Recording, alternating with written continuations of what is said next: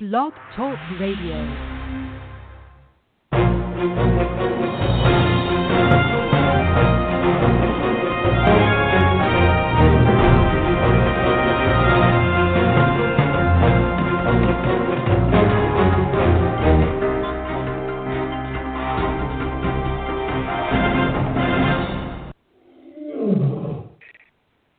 And welcome to another edition of Carnivore Radio. I'm your host, Jeff Sherman, along with Dr. Eric Lopkin. We may have a guest, Chris Calandra, but we'll see how that happens. But Eric, a very eventful week, correct? Oh, it really has been. There's so much going amazing. on. We've got Trump talking about China. We've got the situation in Minneapolis. We've got political analyses from corners we never expected coming out. Well, let's talk about Minneapolis first. My best friend when I was a kid was from actually the Twin Cities or a suburb, and that used to be middle America. Nothing ever happens. After Ferguson and after what's just happened, aren't we really a country divided? That's an obvious question, Eric, but it's something I want to kind of just go down the road with a little bit. So let's answer that question first. Deep divide. We've been a country divided, I would say, for the most part of at least the last 20 years. And how does that happen? Just keeps getting wider and wider. Okay. Why has that happened? I have my own theories, but I want your opinion, and we invite our listeners to call in, don't we, Eric? Yes, if you'd like to be part of the conversation, you can call us at 563-999-3693. That's 563-999-3693. I think it goes back to your analysis of over 10 years ago of the Great Divide in terms of the media. I think that has fostered the racial divide in America. What do you think? Well, it's more than the racial divide. There's a racial divide. There's a political divide. There's a demographic divide. There's a geographic divide. We are okay, but focusing on the racial divide, it seems like for all the advancements that have happened, it seems like it's just a powder keg, always ready to explode. It really does, and that's something that's really unfortunate because what happened in Minneapolis is a tragedy. It should never have happened. The police officers responsible have, I believe, been arrested already. They're going to be investigated, and hopefully they'll be prosecuted and convicted. But despite all of that, we're seeing looting and rioting. And I'm sorry, I understand that people are angry, but looting and rioting are not protesting. You want to protest what goes on? More power to you. You want to make a big deal, make sure the word gets out, make sure people know that you're upset? Absolutely. Taking it out on businesses that had nothing to do with the situation, random violence, this is not acceptable. Yeah, but isn't it fueled by the media? I have seen the media response, and it's a quasi-condoning of what's going on in terms of looting. There really has been. Again, it depends on what channel you watch. As you said before, I said this over 10 years ago. The media has just become an echo chamber. People watch the channels that say what they agree with, and they don't look at opposing viewpoints. They don't look at things rationally. they don't even bother to get the full story. They just hear the parts that they want to hear. And as that, these stations, CNN, MSNBC, Fox News, they know what their audience wants to hear, and they give it to them. So but sometimes sometimes, Eric, it's irresponsible because MSNBC in particular, CNN for a lesser degree, is fueling the fire of these riots. You listen to that. You listen to what they're saying. They'll put all these experts on, quasi-professors, talking about why this is justified and basically putting fuel on the fire. And that is a fact.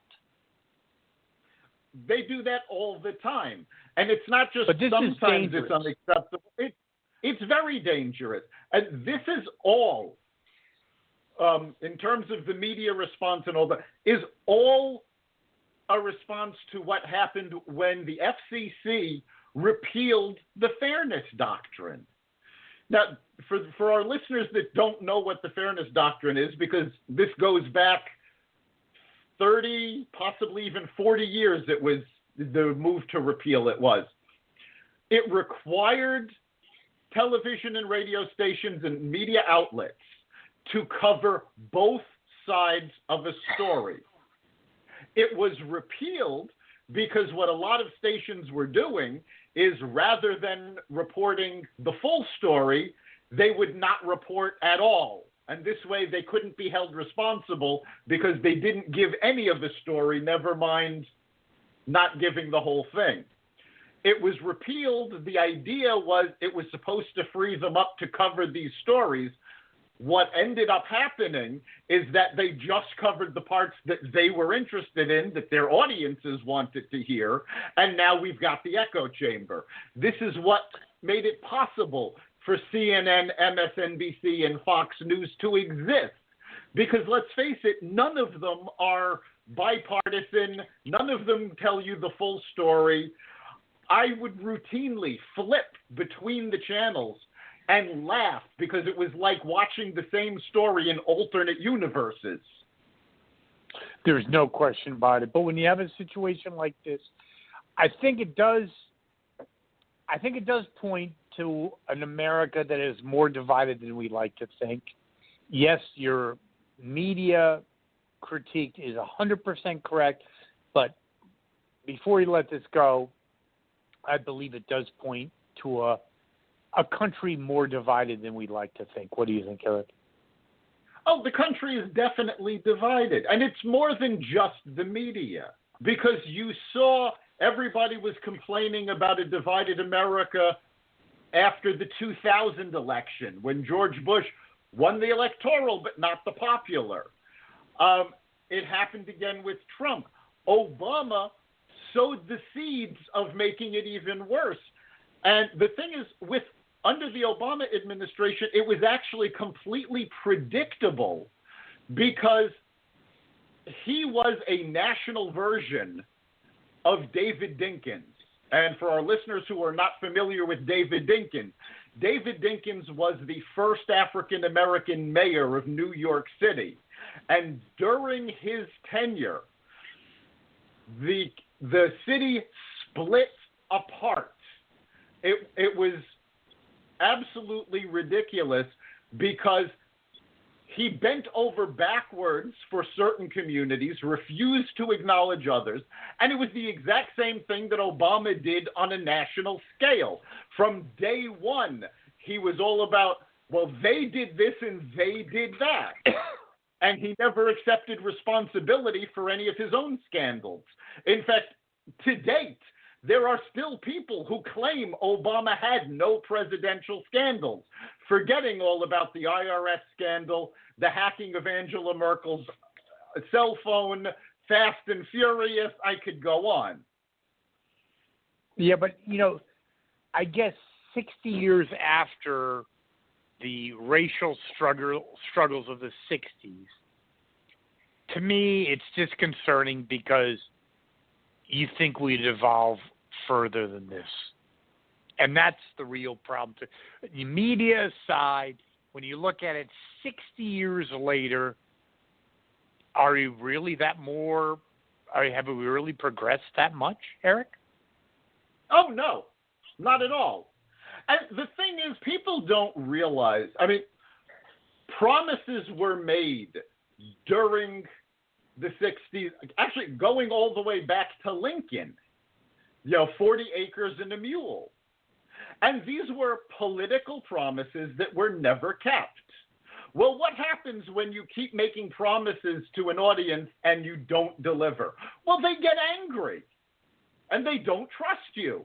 Well, that anger has been building. But now there has been progress made, but yet there's deaf ears because I think there's people like Al Sharpton and others that make money on racial disharmony.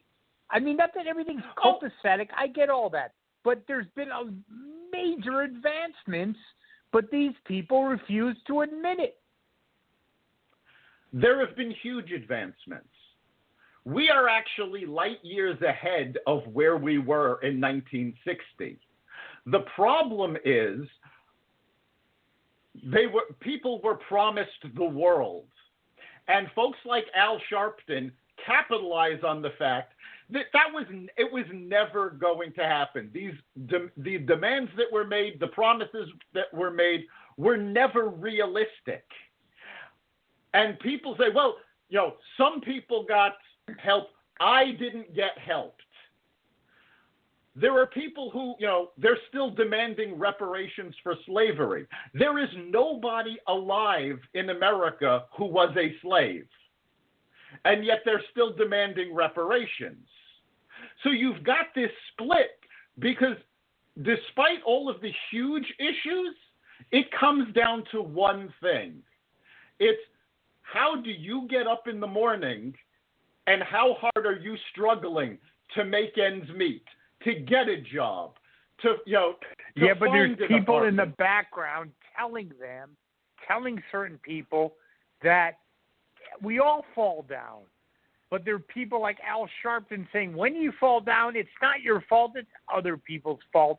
That fuels racial disharmony. Yes, it does. And that's how he builds his career. He wouldn't be on any network television if there weren't racial issues. So he fuels them to boost his career. And so certain people advance. But certain people advance at America's peril. That's what you're really saying. Oh, yes, absolutely. That has gone on since the founding of the country, and it's not going to stop. People always look at, the robber barons.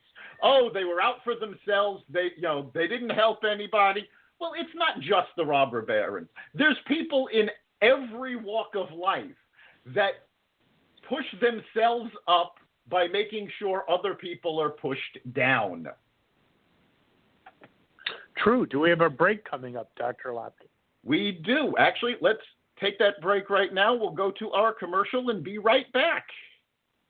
Next Thursday, you will be caught in an extreme flash flood. Disasters don't plan ahead, but you can. Talk to your loved ones about making an emergency plan. Get started today at ready.gov/plan. Brought to you by FEMA and the Ad Council.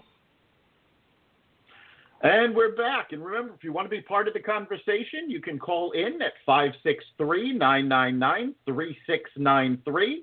That's 563-999-3693. And Dr. Lopkin, moving on away from, the tragedy in Minnesota and Minneapolis, interesting developments about China. Very interesting, in my opinion. Yeah, earlier today, Trump had a press conference where he announced because of China's influence over the World Health Organization, we are pulling all funding from the World Health Organization and looking for other worldwide organizations that are more effective in promoting health to give that money to. He also announced that they're going to be looking into how they can support Hong Kong with what China has been doing. And, China has, Hong Kong has enjoyed a special relationship Trump is looking at removing that special relationship unless China backs down from its violation of the treaty it has with Great Britain that they took Hong Kong back from.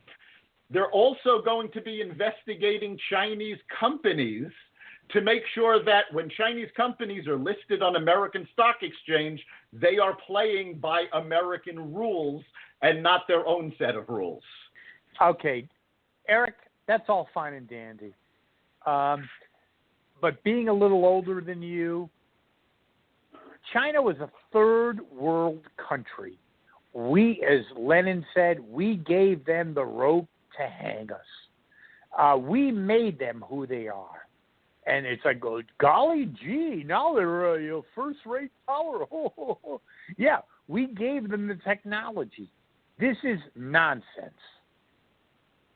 And it's corporate greed was basically corporate greed and governmental incompetency fueled this fire. It was self-induced. Yes, it was. And Trump actually said point blank that this was the fault of previous administrations and previous presidents because nobody held China responsible for their actions.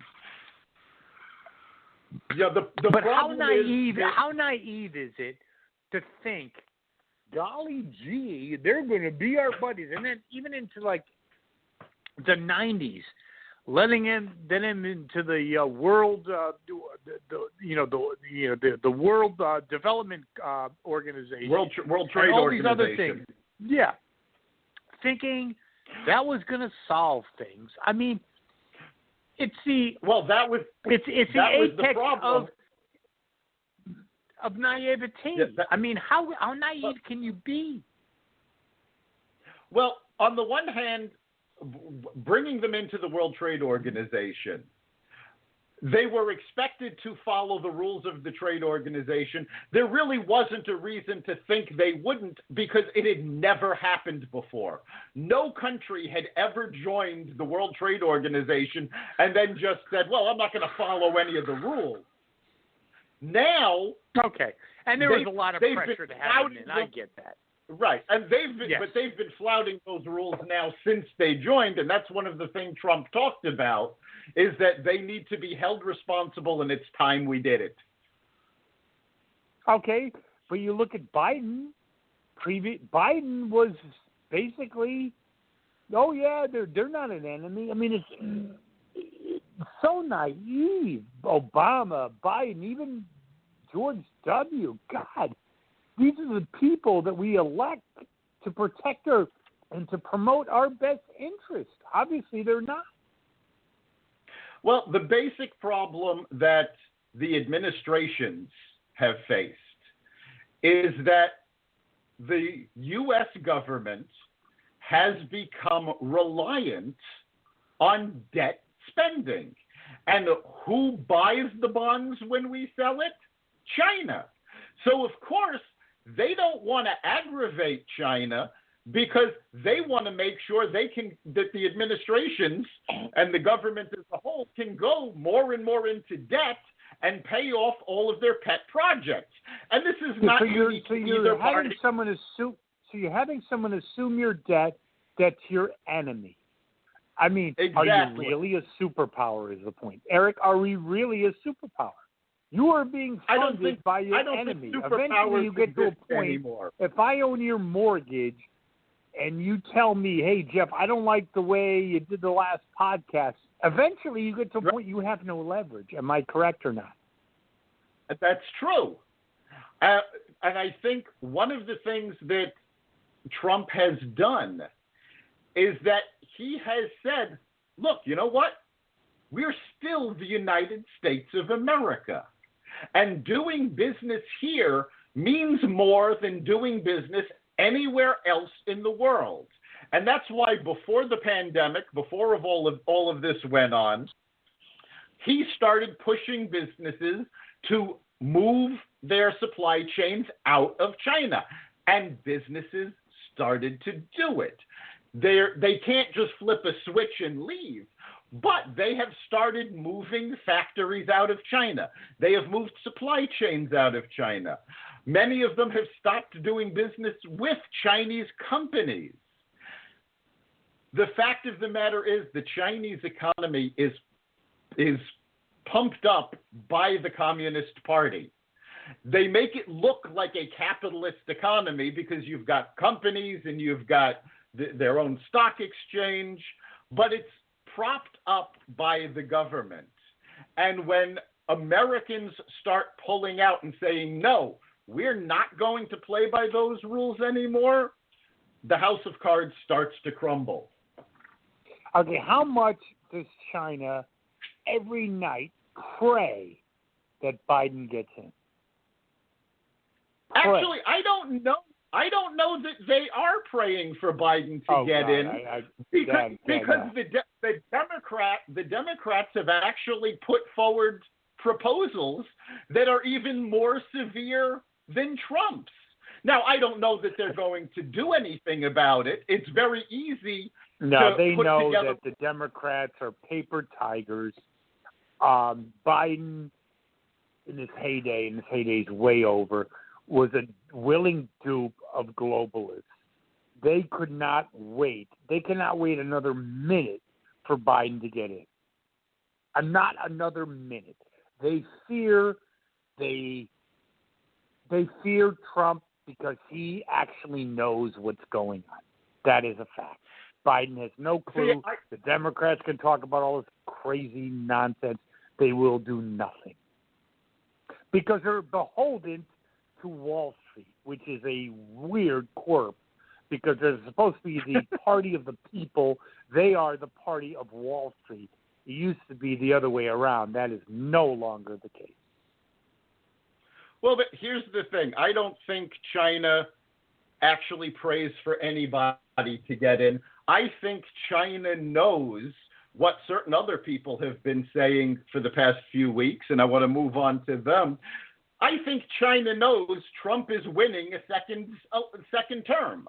I don't think they have any. I don't think they have any idea that it's going to be a Democratic president in 2020. I think they're pretty sure Trump will be elected. That to me is amazing, Eric. That there's many experts have never made him. Have always been right. They say Trump is going to win like 90%. Talk to us about that. Well, you're referring to Helmut Norpoth. Now, Helmut Norpoth is but he's a political science professor at the University of Stony Brook, and what he does is he analyzes primaries in order to determine who's going to win the general election. And in 2016, he analyzed the Democratic and Republican primaries, and he said Donald Trump was going to win in 2016. And, of course, nobody believed him. Everybody said, oh, all of the polls say no.